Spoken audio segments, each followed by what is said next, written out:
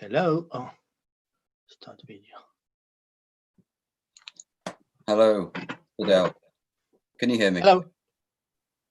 Hello. We'll be starting the meeting at 8 o'clock. We are streaming live now.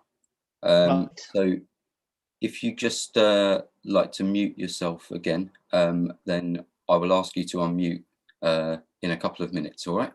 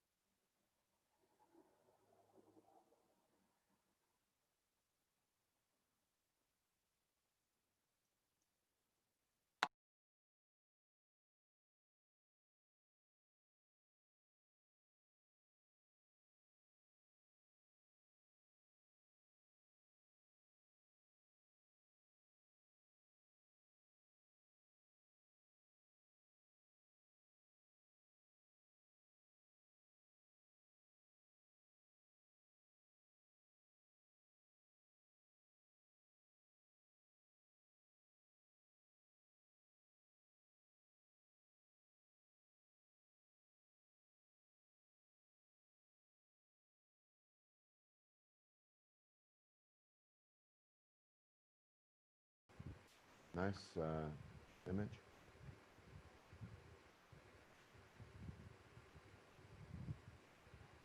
Can anyone hear me? Good evening, George. Good evening. Right, well, we're just at 8 o'clock now, so we can start the meeting. Hi, George. Good evening, everyone. Hi, Fidel. Tonight's meeting, the theme, Free Assange, with George Galloway and the Workers' Party of Britain. And we're joined tonight by a guest, Fidel Narvaez, who was the former representative of the Consul of Ecuador in the UK. So I will hand over to you, George and Fidel, and I'll mute myself. Take it away.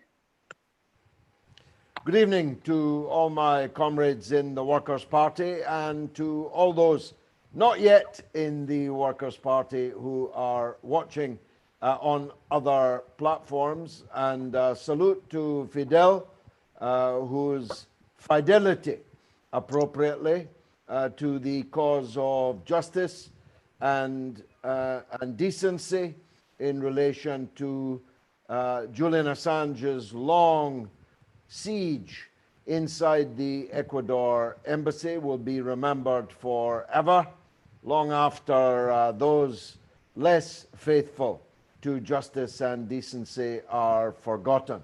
So welcome, Fidel, particularly to you. Maybe I can ask you to kick the meeting off by giving your overview of the time that you spent with our friend Julian Assange in the Ecuador embassy. Thank you, George, and thank you to all comrades who are watching this conversation. It's an honor to be here with you. Well, that's a big question. For me, meeting Julian, knowing Julian, spending so much time with him, basically has changed my life. I spent 6 of the 7 years that Julian was in the Ecuadorian embassy. In fact, I know Julian from before he came into the embassy. I was the first person from Ecuador to contact him when Ecuador was the only country, I guess, to request WikiLeaks to disclose all the diplomatic cables related to our country. At the time when the diplomatic cables were not fully disclosed, that is in year 2011. That was the first, that was the start of the relationship between Ecuador and Julian Assange, 1 year before he requested asylum. So later on, you know the story, all the doors were being closed. The United States started its fierce persecution after Julian, and his last resource basically was to request asylum. Asylum being obviously an human rights institution, international universal institution, and basically a human right. So I was lucky enough to help Julian to get his asylum from my country in 2012. And at the time, I was the consul in Ecuador. I was obviously under the government of Rafael Correa. It was a big bet for my country to challenge the major superpower on the planet and two at the time of its allies.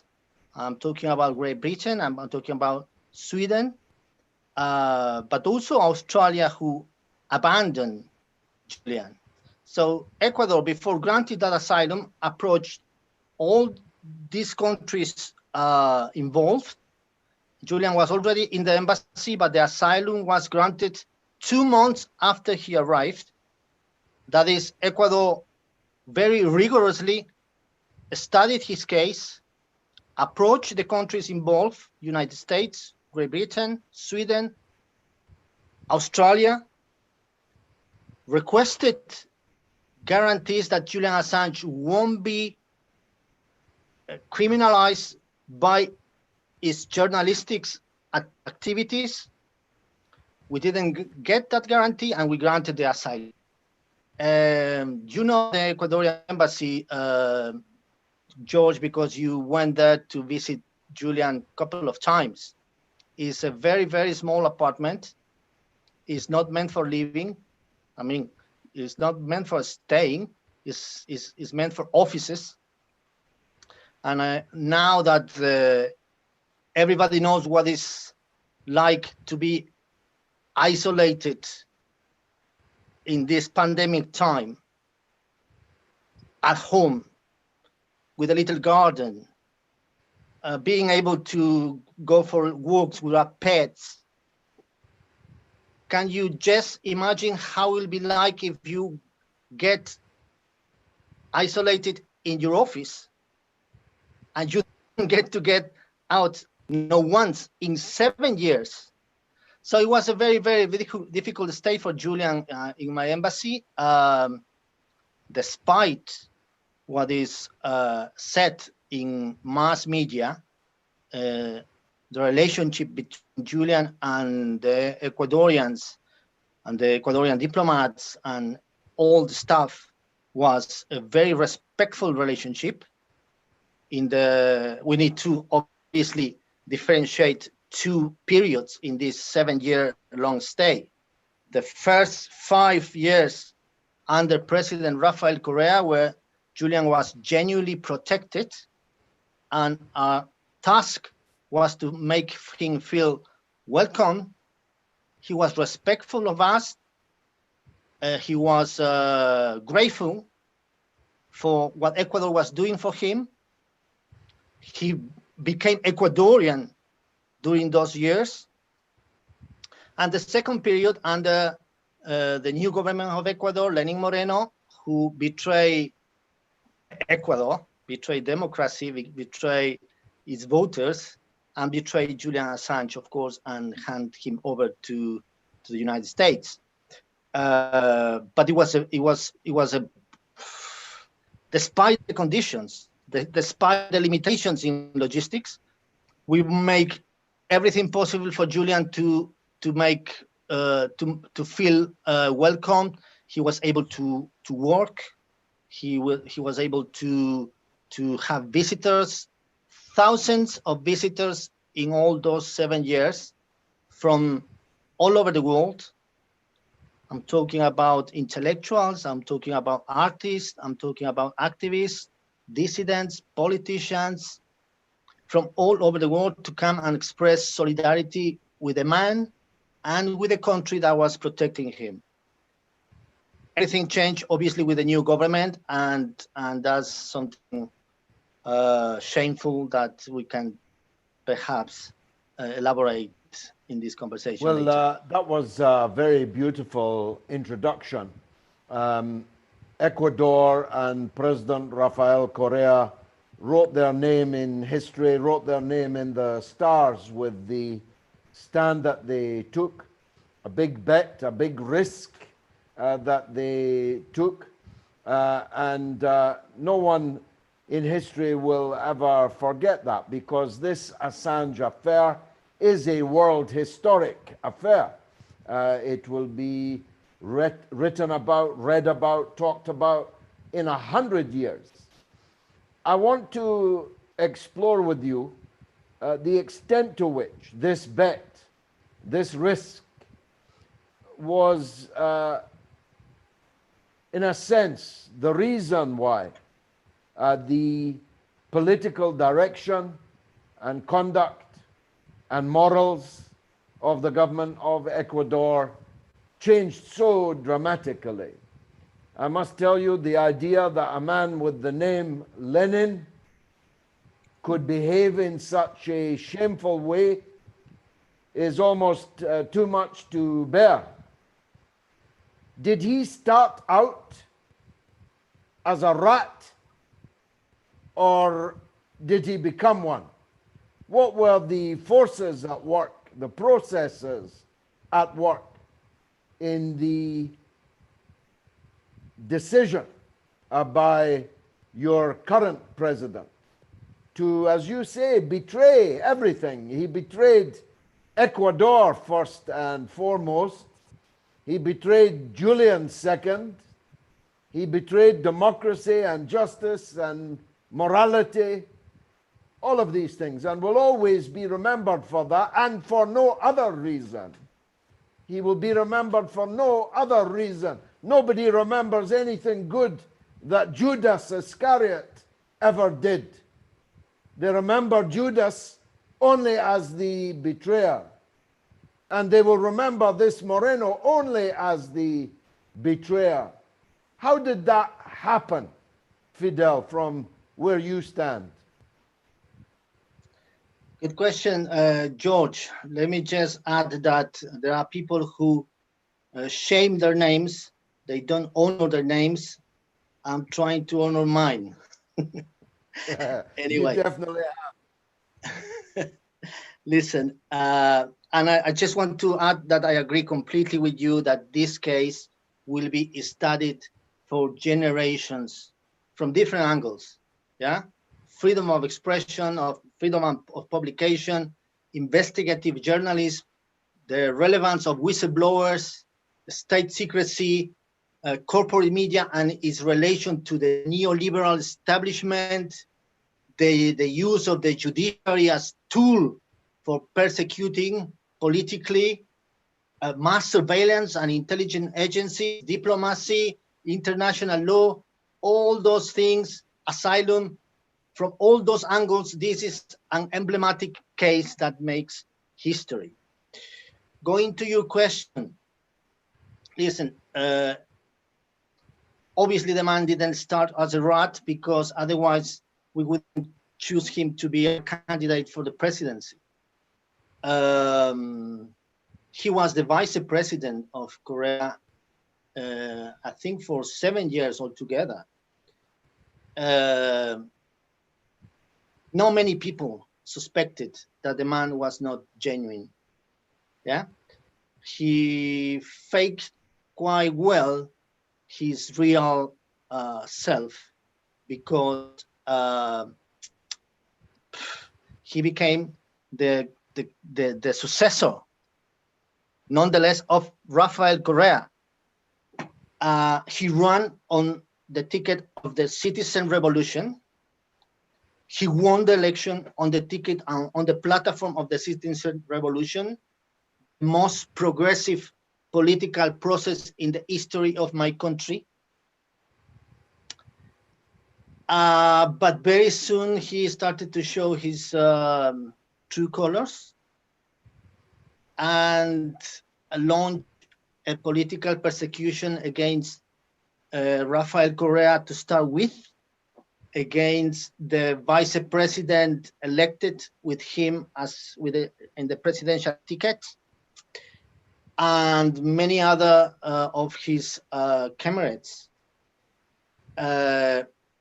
Something that is surreal. I don't think you will see in other places, George. But how is that possible? That somebody who wins the ticket with one platform, one political manifesto, as they call it here in the UK. Will you imagine that Jeremy Corbyn won the election with his manifesto, and a few months later he says, look guys, I just realized the Conservative manifesto is better, so that's what I'm going to implement. That's what's happened. That's what happened in Ecuador, and is shocking. It's sad. All the powers, political powers, are co-opted by the president. The man does not enjoy popular support. Before President Correa, Ecuador was a very unstable country. We were very good at kicking out presidents if they betray the manifestos. But this time, things basically are different. The man does not have popular support, but has all the support from the factical powers. That is, the economic elites, the banking and financial sectors, and very key, the media. All the private media that made enemies with Correa during those 10 years, because he was the first president to challenge them, are supporting the government. So there we are. Now they have banned Correa for running again for any post. They are trying to ban the party as such, or the movement that stay with Correa. And we'll see, we have elections next year in February. Anything is possible. The Correísta side is still the strongest political party and movement in Ecuador. We will see if we have the strength to win the election again. We never lost in 14 years. We never lost one election, and we'll see what happened this time. Well, I did a broadcast, well, my part in it was very small, his was very long, with our comrade Lula this afternoon. And of course, they tried to do the same to him, but Lula is back. And if God spares him, Lula will be an unstoppable force in 2022. So I wish you every success in comeback. Comebacks do happen. I've had one or two of them myself, and I'm not finished yet. And before turning to my own remarks for the evening, I would like to convey to you, and through you also to President Correa, the gratitude of millions of the best people on the planet for the stand that you took, for the fidelity that you showed, and you too have written your name into history in a glorious way. But of course, this is not a memorial service for Julian, because we are still fighting and he is still standing.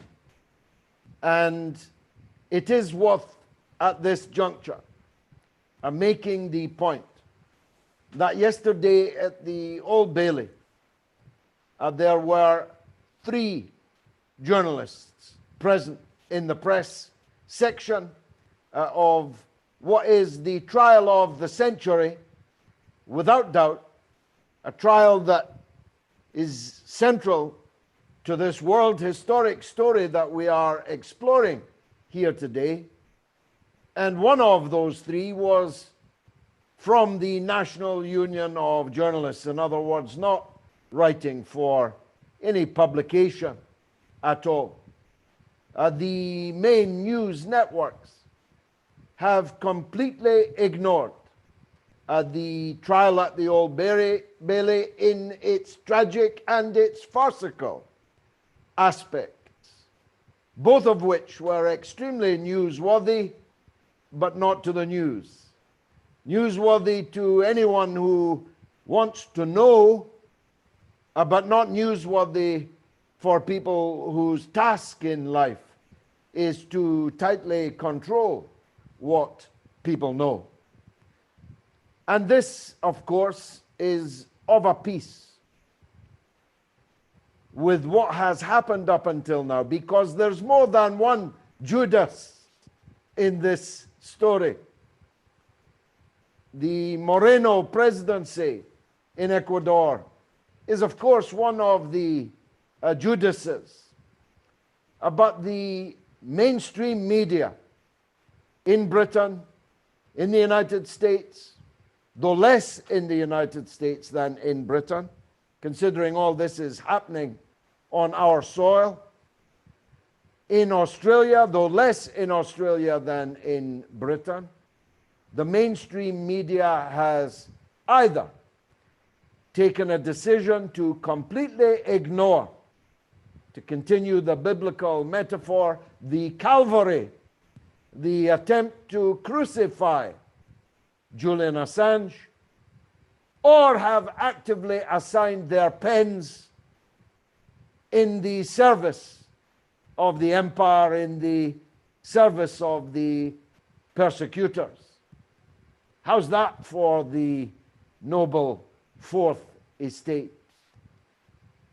Just this day, Dominic Raab, the Foreign Secretary of Great Britain, actually had the gall to issue a proclamation in relation to some issue of press freedom in Nigeria, pledging the British government's troth to freedom of expression, freedom of publication, whilst not 20 minutes from where he sat issuing this proclamation, the crucifixion of the last journalist, the last publisher in our land was taking place.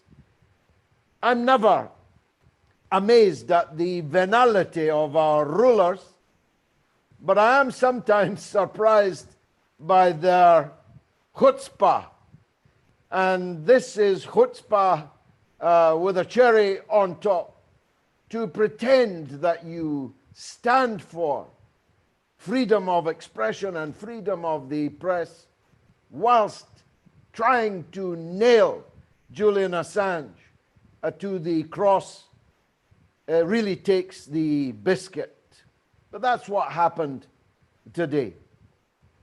It has to be said also that for a very long time in this process, and only when it was too late did this change, the British political class was silent also.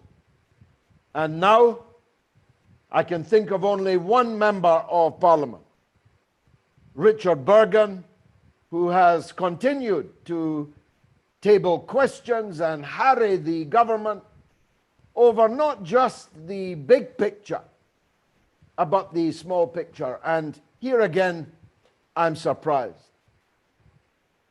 I thought the British government, with all of its history, all of its pretentiousness, would seek to conduct the incarceration and the trial of Julian Assange with at least a modicum of dignity.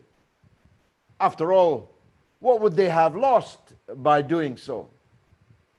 They plainly intend, if they can, to extradite him to the United States in defiance of the treaty of extradition that they signed with the United States, a one-sided treaty, if one ever saw one.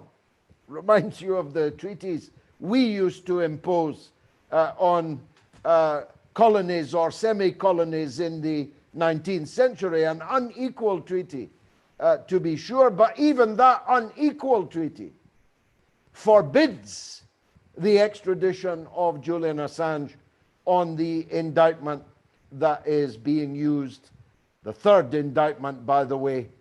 They keep changing it because it is ever more evident that it is a flagrant, brazen breach even of this one-sided, unequal treaty that we signed. So what did they have to lose by treating Julian Assange in a civilized way? They didn't have to put him in Belmarsh.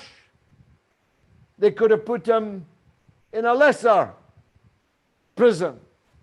If not the Guantanamo, they could have found somewhere more respectable to put him. His regime could have been other than the vicious, vindictive regime that they have imposed upon him.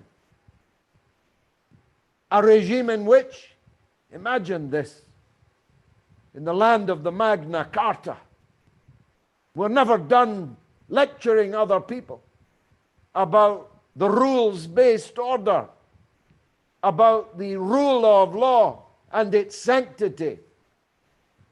A regime in which a prisoner goes for 6 whole months without even meeting his lawyers, and meets them the day he appears in the trial of the century in the Old Bailey. Imagine the viciousness of that, the unnecessary viciousness of the regulations to which they have subjected Julian Assange is actually genuinely shocking and shameful, and that too will always be remembered. At least I hope so. The failure to take account. They could have put him in hospital. They could have put him in a secure hospital in this time of the coronavirus, and in view of his quite evidently deteriorating physical and psychological health. They could have appointed a judge who didn't have a list of conflicts of interest as long as your arm.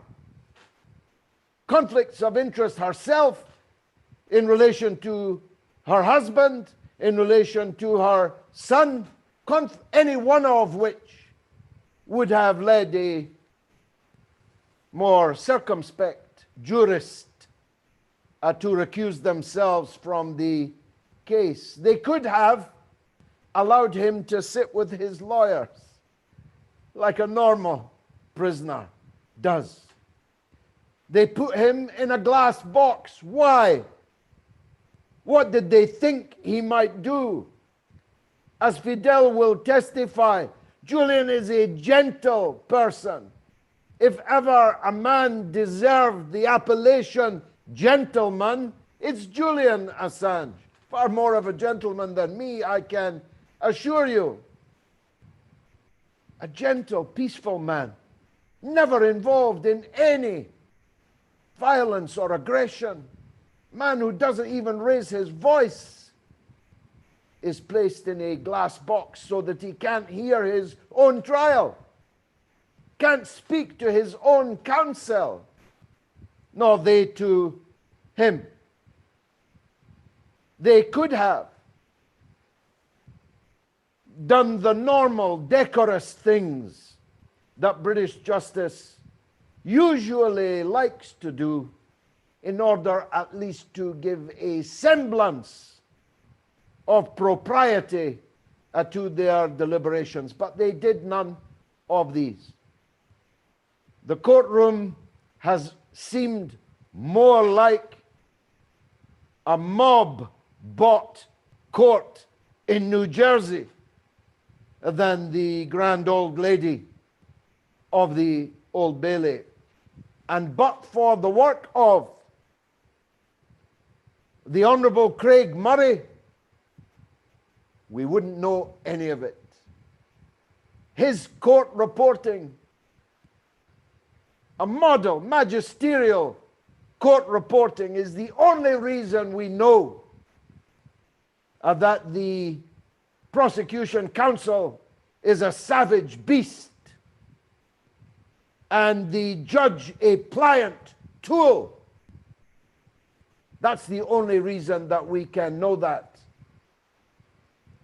Because believe it or not, you cannot even publish a transcript of a public trial with no public in it that is being conducted in central London these days. The bullying, badgering, browbeating, bestial behavior of the prosecution is being taught. In fact, it got a bit too much even for Judge Barrister yesterday. Not that she did anything to stop it. Now, the United States makes no bones about it, even if the British pretend that they do.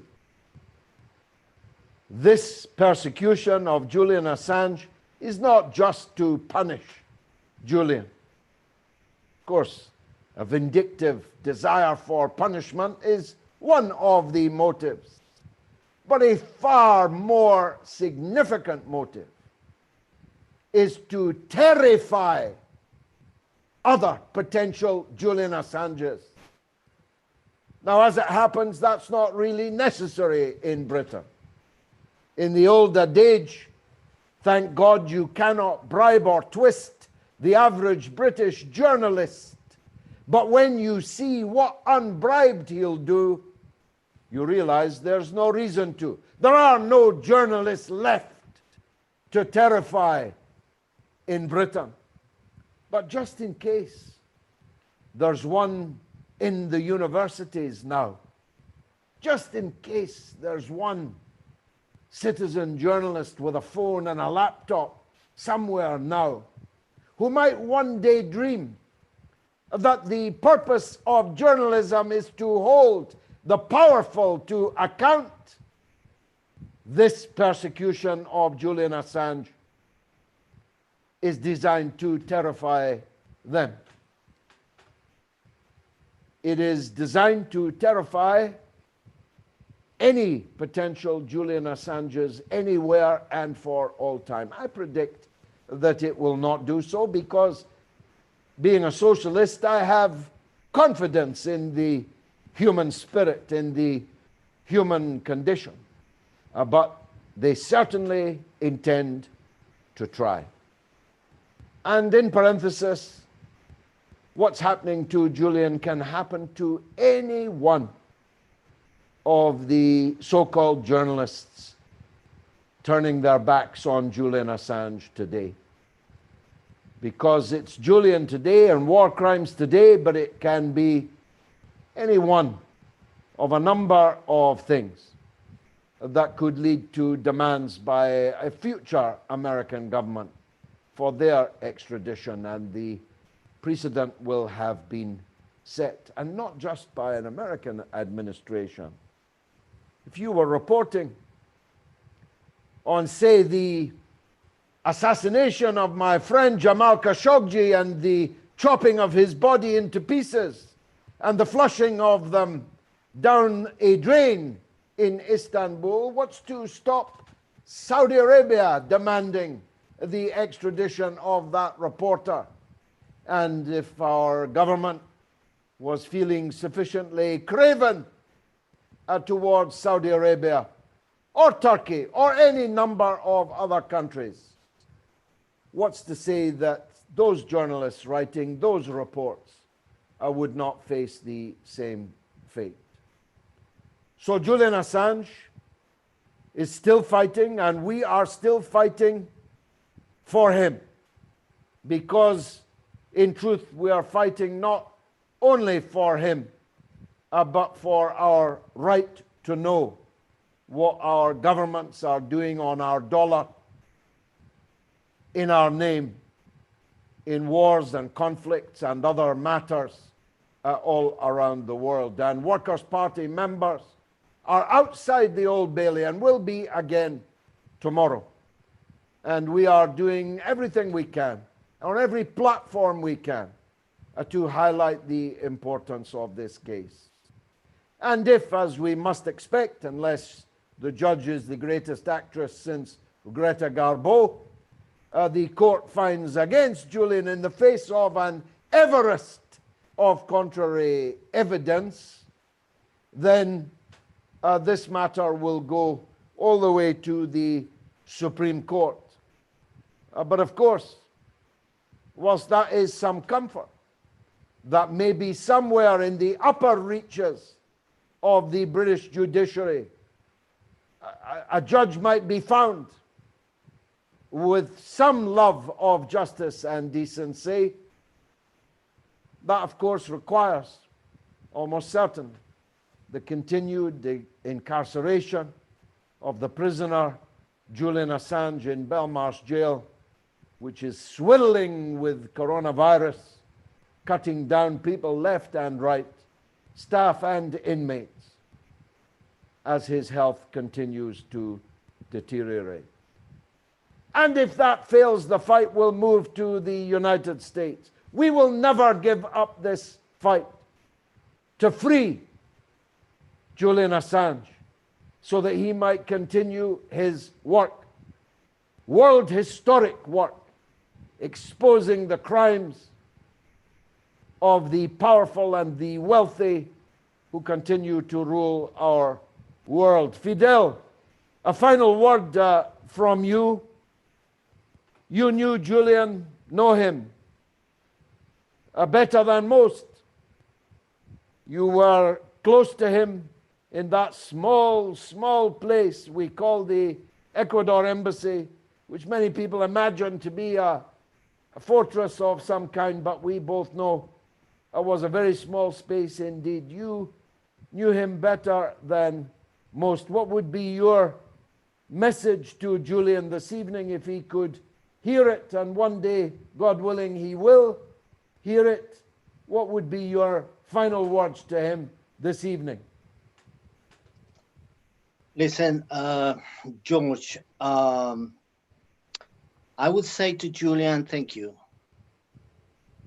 Thank you for the example that has given to all of us. The reason why no journalists are there in the biggest case about freedom of expression in the center of Europe, in the heart of Europe, is because Julian, by exposing the war criminals and the war crimes, simultaneously expose the complicity of the media. He has challenged the media. He has called them either accomplices or war criminals themselves. So they don't forgive Julian for that. And I will say the following as well. I have the privilege to be inside the court a couple of days in these last 2 weeks. There's no public trial there without public. 5 people from the public allowed every day. 5 people. There are more than nearly 40 seats in the public gallery, and they allowed only 5. I have the privilege to be one of them. And we are not even in the same court. We are in the next door court, and we are watching the trial by video streaming. All the difficulties. We cannot see Julian, for example. Is outrageous. And what this country is doing, in my opinion, responds to the relationship with the United States, which might be the unique case in history where the colonizers and the colony have swapped historical roles. I say this with sadness, George, because my wife is British American, by the way. My children are British. But the treatment we are seeing now at this trial is just the continuation of the 7-year persecution against Julian Assange in this country. More than that, before he came into the embassy. The embassy was surrendered by British police for years at the expense of the taxpayers. Why? They always said that it was because the Swedish request. They always say that. That's cynic, because the Swedish request was closed 3 times and they were still there. So the British have behaved cynically and arrogantly. They threat with coming into the embassy by force just to get a man who breached a bail. Come on. So if I have Julian in front of me today, I say, thank you, Julian, for what you did. You are sacrificing your freedom, basically your life, for our freedom, for the right that we have to know about what the powerful do. The least we can do is fight from outside and see you free one day. Salute, Fidel. Wonderful. Thank you for joining us on the Workers' Party broadcast. Check us out. Follow us on Twitter and on Facebook. And look at our 10-point program because I think you've probably gathered by now we are fighters for the interests of the working class, not just in Britain, but everywhere in the world. Thank you